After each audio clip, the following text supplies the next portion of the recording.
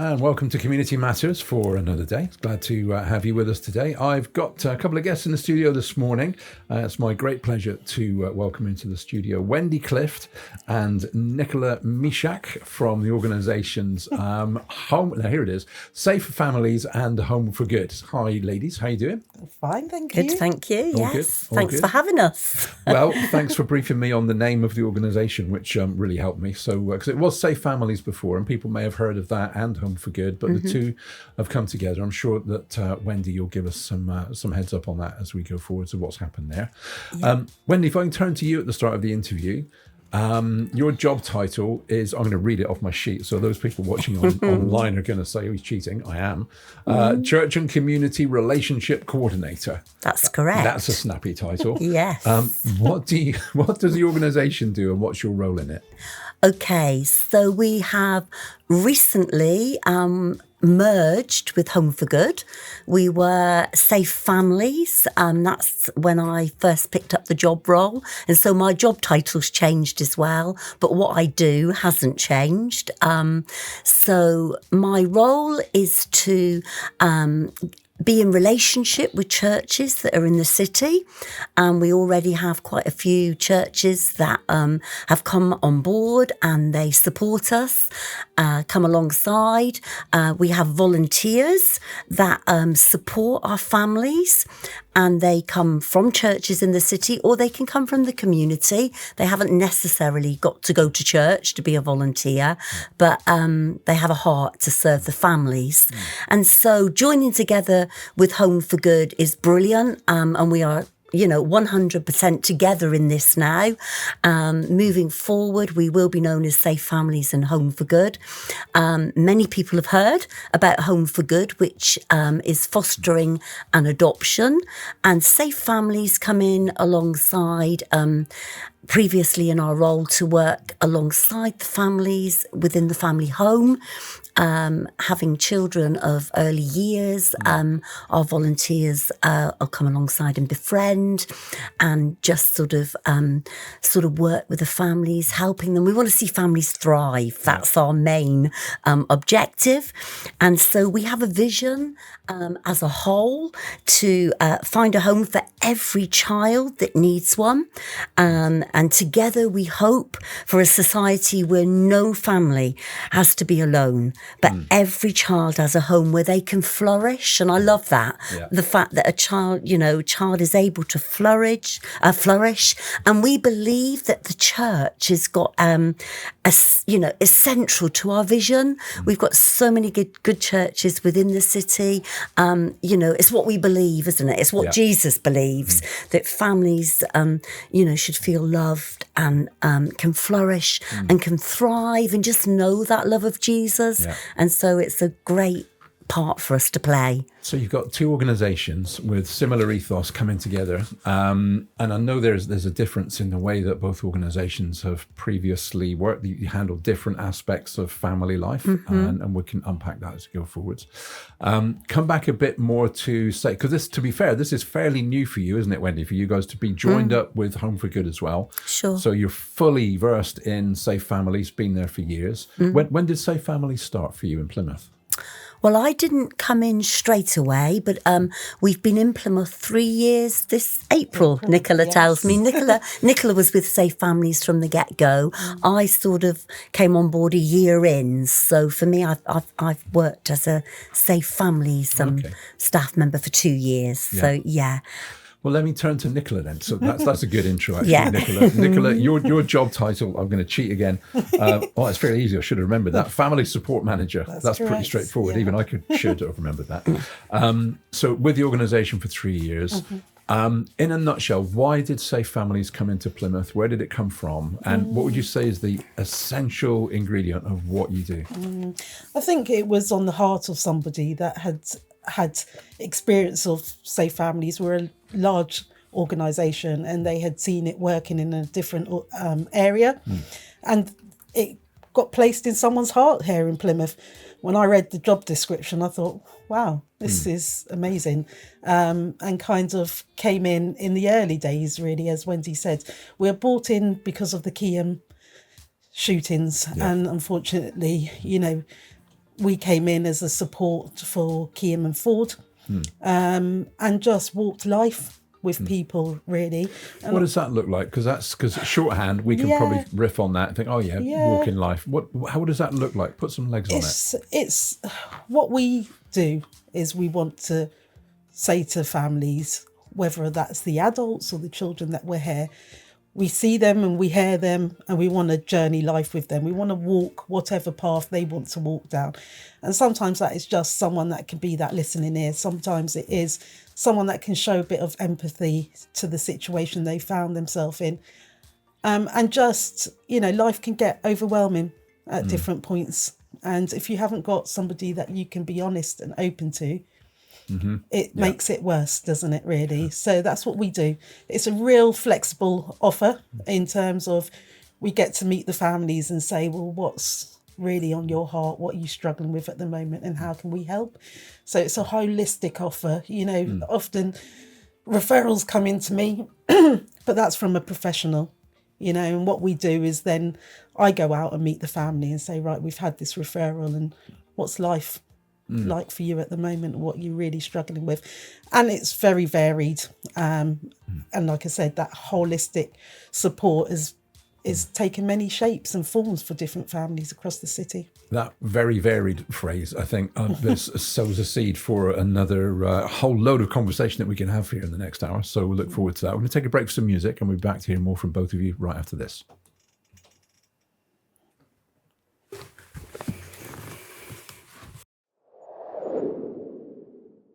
And we're back, if I can organise the cameras, with Wendy and with Nicola from Safe Families and Home4Good. Nicola, you gave us a bit of background about Safe Families, and you kind of finished off with a bit of a teaser of it's very, very varied.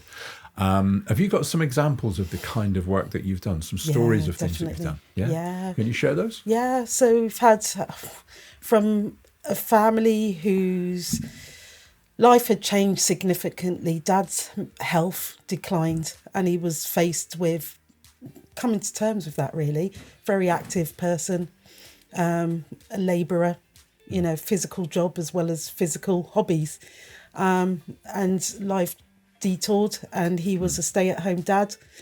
They took on care of his partner's sister's child. And it just felt a little bit overwhelming. And I went to journey with him. And he said to me, Nick, I need somebody that I could talk football to, and I thought, really? I said to him, really? You're pushing it now. Not your thing. I am a football. My boys love football. So, we had a bit of a banter about football and things. And that was a real heart angst. But through all of that, he was struggling with his new identity, coming to terms with his new life, really, and knowing that he would never get an aspect of that side of him back. Luckily, as together, we discuss these families that come, we pray over the families, and we actually, God works when you take it to the Lord. And we were presented with an amazing volunteer who's actually an Argyle season ticket holder. And actually their first meetup was going to watch football. Brilliant. And that's really good. He has flourished. Just having someone to say, we are here. What the family needs right now is for services to listen to what they need. So I sit on that side of actually meetings with social services or schools.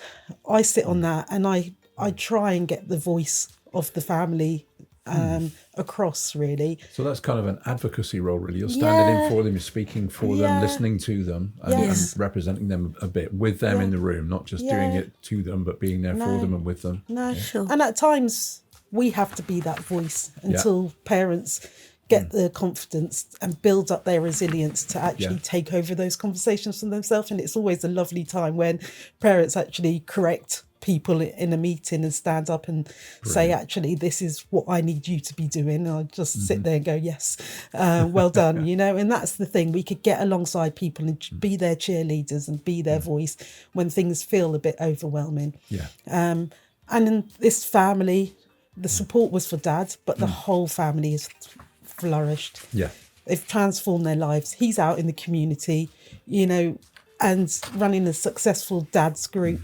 I've seen him at conferences that we attend, conferences across the city, and he's there, you know, and I'm bumping into this person that actually the smallest bit of help, you know, somebody saying, let's go to a football match, let's get to Argyle, or let's go and have a coffee fortnightly, has made the biggest impact for him, you know, and I do believe there's exciting times ahead for him and his family, and it's just a brilliant thing to see him out in that community, living a fuller life, really. That is really good. That's really good. So you mentioned, Nick, a lot of volunteers. Well, you mentioned volunteers coming in and getting alongside the family. Big part of that would be your remit, Wendy, in terms of coordinating and recruiting. Tell us how that works then, because that's getting, I mean, people love to help, but it's finding the right people at the right time and getting that message out. That's not easy. Absolutely. It's not easy. And my role is to present the work of Safe Families and Home for Good, and ask if volunteers are interested, so I can go into churches and do a church presentation, maybe on a Sunday, go to a coffee morning, go to a house group, any which way really. I'm sort of open to whatever fits with the church, you know. And so that's in church settings, but I can also go into community settings, and Nicola and I will do events. We did one at the Life Centre the other week when lots of people came in and were interested in the work that we do. So we give out our information, give out our cards, our contact details, direct people to our website. So basically, we will enlist volunteers from the community and the churches. We offer training, excellent training, which is open to anyone, because anybody can access that training on our website. And so our volunteers walk through our training program. There's three core trainings that they need to do, and then we do additional trainings, like there's mental health training, there's trauma-informed training, there's working with young people that are at risk training. I've forgotten half of the trainings now, but there's lots of access on our website to fully prepare our volunteers for what it could look like to walk alongside a family. All of our volunteers are DBS checked. They do an enhanced disclosure. That's, you know, part of the requirement to do that. I will do an assessment with them, so we get to know our volunteers, we get to know their stories, you know, and they're really interesting usually. They've either walked through some journeys of loss themselves, or they may have themselves been in the care system. They may not have been. They, you know, we've got younger volunteers, we've got not such young volunteers, and we've got retired volunteers. And so each of them brings something different to the table, which is absolutely wonderful. I myself had a lovely story recently. Well, I tell you what, I'm sorry to interrupt, because you're on a roll, and I hate to do this. We've got to put a track in, and we've got to play some music. We're a music station as well, as part of our remit with Ofcom. So let's just pause, because otherwise I can see this. We take another 5 minutes at least, because you're with stories like that, and I want to do that, but I want to give it good time and not rush you on it. So we just take a break for some music. We'll be back to hear more from Wendy and from Nicola right after this. And we're back with Community Matters. This is an interview with Wendy and Nick from Safe Families and Home for Good, if you just joined us. If you have just joined us, you can catch up with the whole interview on the Listen Again. We'll give you the details of that at the end of the show. Wendy, if I can come back to you, because I cut you off a bit, not rudely, but I had to, because the music was coming along like a juggernaut, and we had to get out of the way. You were about to tell an example, a story of one of your volunteers and their journey. Just jump in, just tell us what you were going to say. Yeah, so we've got a lovely group of volunteers, and as I said earlier, we get them, you know, we can sort of find volunteers through presentations and church settings. And I was at a ladies' event in one of the large city churches a couple of years ago, and this volunteer had signed up on a contact card to say, I'm interested, and so I arranged to meet with her, and I thought, oh, the name's familiar. Anyway, we met for coffee, and I said to her as we met, I said, do I know you? And she said, yeah, we do know each other. Well, it transpired that 18 years previously, she had lived in a mother and baby supported house that I worked in. That was my previous role for 27 years. And she herself had a baby whilst living in that supported house. And so that was one of my mums from many years ago now signing up to be a volunteer. And at the time when I knew her, her life was a struggle, and she was walking through some of her own challenges at that time. And since then, she's turned her life around, and she herself, is now, in her words, giving back something. Yeah. She was given so much support in the early days to get on track and to make a life for herself and her little boy. And now she's able to do that for Safe Families and Home4Good. So for me, it felt such a great story, because all those years ago, she, I came in contact with her, and I've sort of gone full circle, and we're back in contact again now, really in a different way and in a different role. So that was great for me. Do you find that a lot of times it's people that have experienced difficult situations themselves that are stepping up to volunteer? It can be. It's not always the case, but it can be the case. It can be that they themselves have journeyed through things, and that phrase, they're wanting to give back, they're wanting to make a difference. They get it, they understand that life can be hard, the journey can be difficult, and that actually you do need a village around you through those times, and the support of other people, whether that's through friendships or professionals or through what we do as family friends.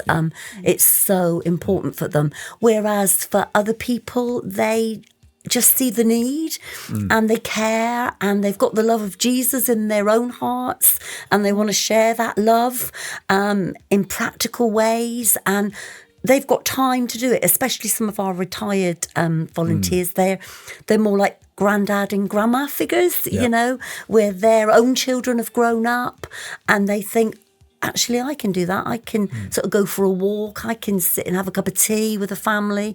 I can support a family to go to a doctor's appointment or to a group or to a session.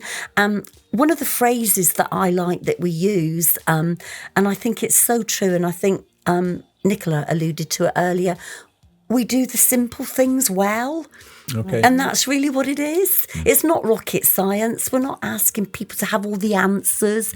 We're a team. We look after our volunteers. They communicate with Nicola and with myself. And sometimes we haven't got the answers, but together we'll put our heads together and say, oh, if you thought about doing this, or could we do that? And it really is doing those simple things and doing them well. It's really supportive. And the way you're doing it sounds really supportive. It's not intrusive. It's not overbearing. It's just there to support. It sounds beautiful. People listening, you've mentioned retired folks and people that have gone through challenges themselves. Are you drawing people, or are people welcome to come to you from all walks of life, male, female, and absolutely different stages of life? Yeah. I mean, we're so pleased that in certainly last year we recruited more male volunteers, didn't we? And we were delighted about that, because as Nicola shared in the story earlier, coming alongside dads is important. Yeah. It's not just mums, it's dads as well.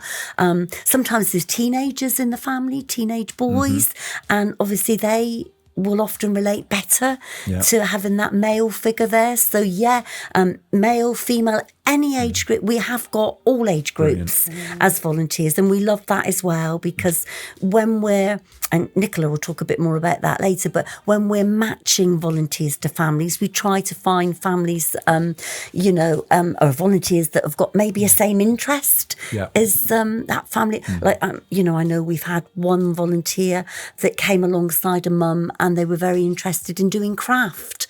And our volunteer took her to craft sessions, didn't she?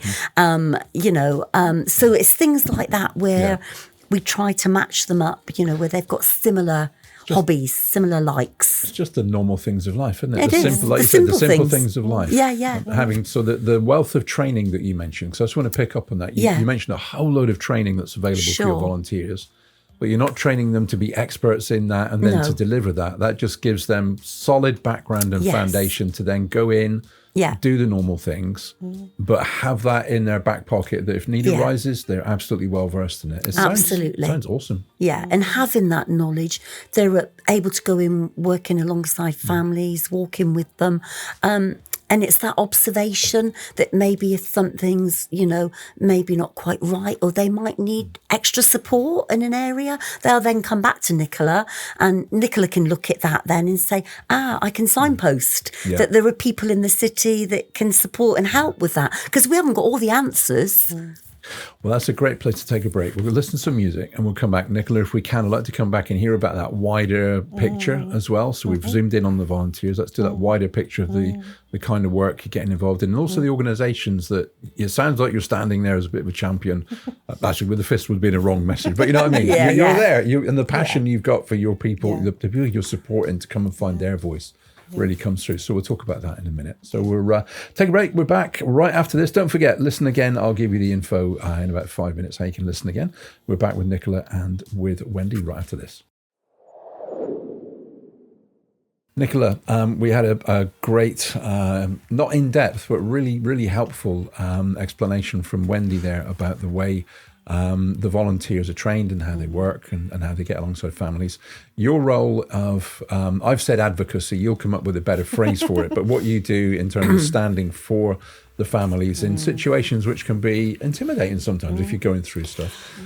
Can you unpack a little bit about the kinds of things that you get involved with, where you speak up for and help people to have their own voice? I think it's important in this line of work that you actually remember there is a person behind every situation, and seeing that person and holding them well and treating them the way that you would want somebody to treat you, even if life is chaotic and there's things that are not being achieved. We still got to say, we're here. We want a journey with you. What's going to make life different? What's going to make the impact? But being totally honest and transparent. And actually, if we work with families that are on child protection, actually, there are things that they need to be doing.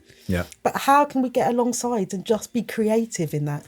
So whether it's, I've walked with a mum to do the nursery drop-off, the little one needed to go, but just leaving the house was a big challenge. So saying, I'm going to meet you and we'll walk together. And, and what other strategies can you put in place and start working through that? I think Plymouth is an amazing city, isn't it? In every community, there's people. There's access to all sorts of services. And that's one of the things that I drive forward and say, actually, have you heard about this or have you heard about that?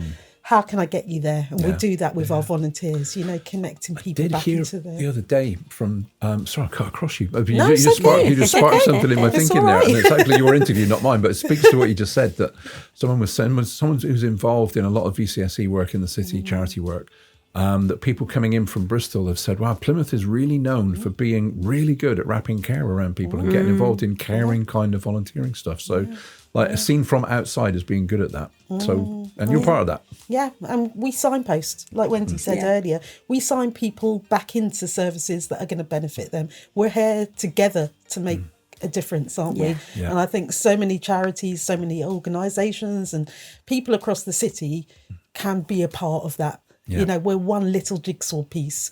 But what we do is we hold that person and we champion them and we tell them, because sometimes life could knock you and knock you and knock you. And when you start feeling a bit overwhelmed, it's because actually, where's that love gone? Where's that resilience gone? And actually, me rocking up and saying, I'm just an ordinary person, and I'm here to hear your story. But doing the little things, like Wendy said, we've had volunteers that will text a family, communicate, go at their pace, and just text them, communicate in any way. We've had a volunteer emailing a mum who just did not want to speak to anyone or see anyone. The confidence was not there. Her life is transformed just by this volunteer. They might never meet in Plymouth, but her life and her children's life has changed, you know? That's really key, isn't it? Because some people, if they've been battered or if they've just got social anxiety, actually meeting somebody that wants to help them is a problem in itself. So finding other ways to connect on a level that people can actually receive. But that's coming across to me a lot. You're doing this with people. You're not doing it to people. Your whole ethos is, hang on, what's going to work for you? And letting people, I suppose, listening to people and letting them describe that.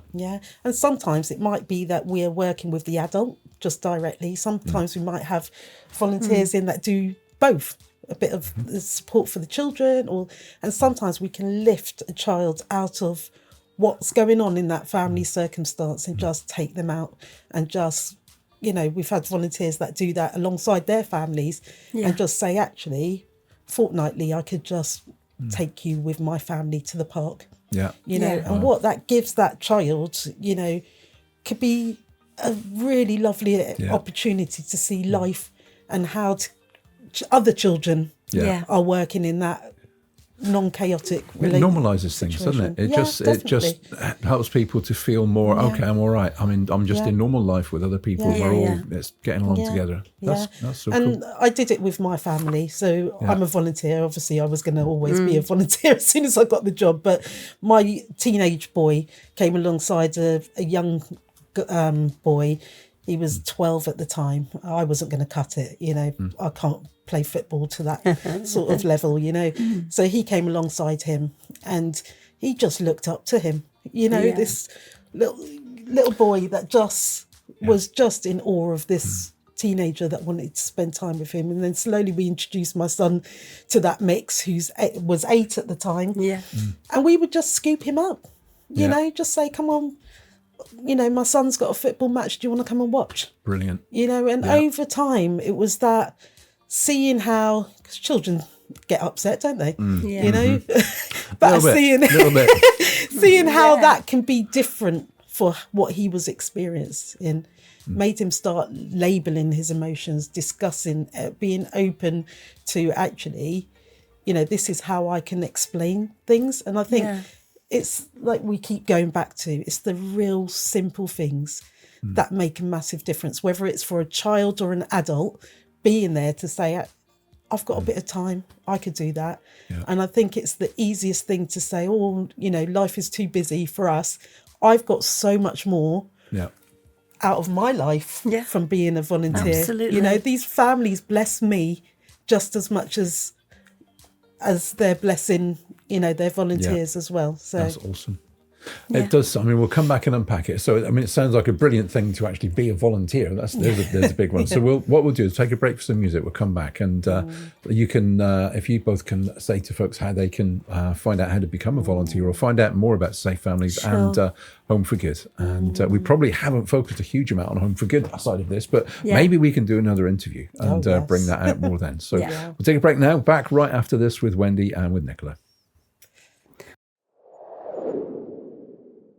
And here on Community Matters today, we're coming to the top of the hour for another hour, and we're going to run out of time. So it's been great listening to what you've been saying, Nicola and Wendy. A lot more we can talk about. I know the Home for Good side of what you're doing is your two organisations have merged, Safe Families and Home for Good. We had a little chat off air, and we're going to offer out another interview for Home for Good to specially focus on that. So check us back again, check the website if you want some more information on Home for Good, because we're going to do more of that. Wendy, Nicola, you've made it sound very... not attractive, but you've explained and illustrated the role of a volunteer so well that I'm sure people are going to be listening thinking, I would like to find out more. What do they do and how do they get in touch?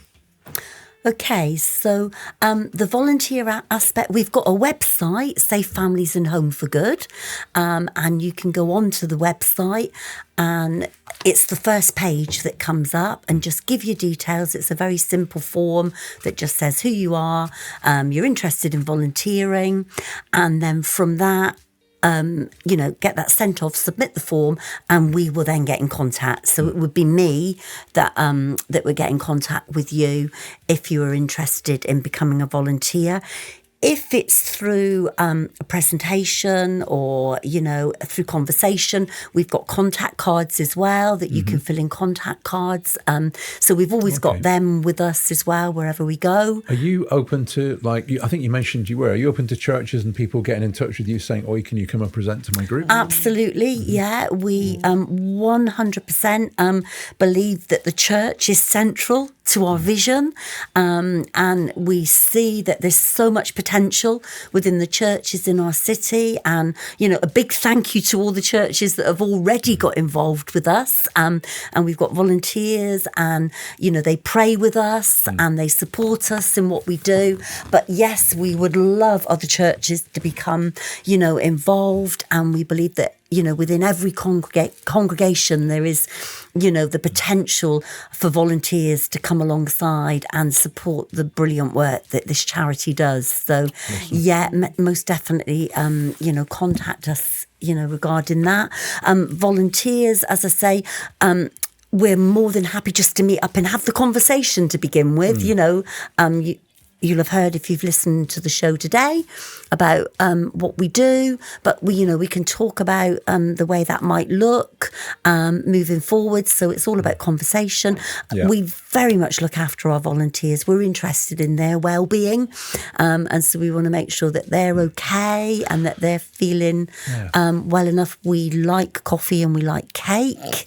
So if you're listening, Nicola and Wendy have mentioned cake off air already, so I think the cake thing is genuine. It's not just a bribe. The cake's going to be involved in this if you're inquiring about volunteering. Yeah, sure. Any other things that I've left out, Nicola? No, I just think, just reach out. It's really such a simple thing. We take, just how we do with our families, we take other people's volunteers specifics, if there's something that might be hard that they don't want to face or deal with in a family situation, we honour that. Time that you could commit to the role, hours that you could commit to the role, we always honour that. And we're alongside everybody, really. Sure. I was going to ask that. I mean, I suppose it varies, but what sort of hour or commitment, or what's that look like for volunteers? Well, in instance, that email doesn't take much, does it really? You can fit an email in, you can send a quick text to, or just a simple explanation. We've got a volunteer who's going on holiday for 2 weeks on Monday. So families are not unrealistic. They know life happens for everybody, doesn't it? It's that community way to get across, actually, something's going on for me. And you'll be surprised when families start checking in on their volunteers. It happens. Yeah. The beauty of volunteering is that once, families say, actually, we don't need to hold you anymore. Families stay connected with their volunteers.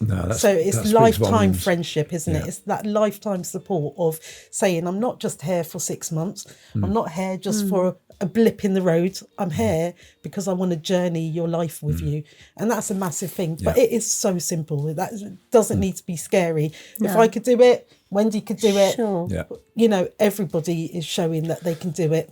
So we're not talking about a 16-hour-a-week commitment or anything like that. That's not. It's very organic, very much tailored to what you can give and what the family themselves be are looking an hour for. Fortnightly, and I always challenge people to say, actually, you need to also think about yourself in that picture. Is stopping to do something else in your life, that can make a massive difference to somebody that is struggling. It's just as important, isn't it? Yeah. Volunteers are people too. Yeah, Wendy. exactly. And a couple other things just in closing. The other thing that is really important for us is that we've got prayer partners. So people may not be able to give of their time in the way that Nicola's described to support a family, but we really value prayer and 100% believe that prayer changes things. We've seen things turn around. We've seen God make a way where there seems to be no way. So we love that people stand alongside us to pray. And we are, we're bold in our vision, and we've got faith to believe that God can make a difference. And we've seen that happening. So if you can pray with us, and pray for our families, we would really love you to join the team to do that. And of course, the other way is if you feel you would like to support a family with money. It's £10, £10 a month helps to support a family. And we've got other volunteers. We've got a volunteer at the moment that's going to run the London Marathon for us, and she's going to raise money that way. And she's also doing a craft and a cream tea afternoon. And we've got things like a jelly welly walk. We do lots of crazy daft things. You explained it to me off air. Can you explain what jelly welly walk means? Go on, Nicola. Explain the jelly welly. It's a fun way to raise money, to bring a bit of awareness to the work that we do. And actually, it's all about walking alongside people, isn't it? But it's a fun way to bring it to a nice challenge. So any community groups that might want to do that, you might have your own fundraising events going on, but we'd like to be a part of that. There to support as well, just go, come on. But I think, there's plenty of opportunity to wrap the support around us, really. So the jelly welly thing, because I was intrigued, the actual mechanics of that, tell me, because I couldn't believe it, what actually happens. Tip jelly into the wellies and go for a walk. I love it. That's just so simple. There you go. Simple things done well. Yeah. Including putting jelly in your wellies. Exactly. And that's it. It's just, we are very broad in how we think, so if you've got an idea, we'd like to hear about it, really. Well, look, we're going to run out of time. I'm awfully sorry, guys. What's the best way for people to get in touch with you is what? It's probably through our website is the best way, because we respond very quickly then. Okay. And that's Safe Families and Home for Good. So search Safe Families and Home for Good and in Plymouth, and you'll find more information there. If you want to catch up with more of this, the Listen Again is available at crossrhythms.co.uk/Plymouth, and then go to Listen Again. All I can say now then, really, Nicola and Wendy, is thank you ever so much for coming in. Really appreciate it. More strength to what you're doing, and prayers from us here at Cross Ribbons on the work that you're doing as well.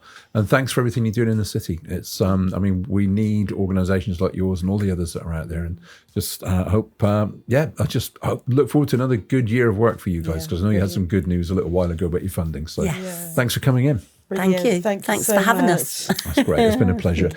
Stay tuned. We've got more music and life all day here on Cross Rhythms, as we have every day of the week. I'll be back with you at 11 o'clock weekdays with more community matters. And don't forget the thing to remember out of this, check out the website, Safe Families and Home for Good, and find out more and how you can get involved.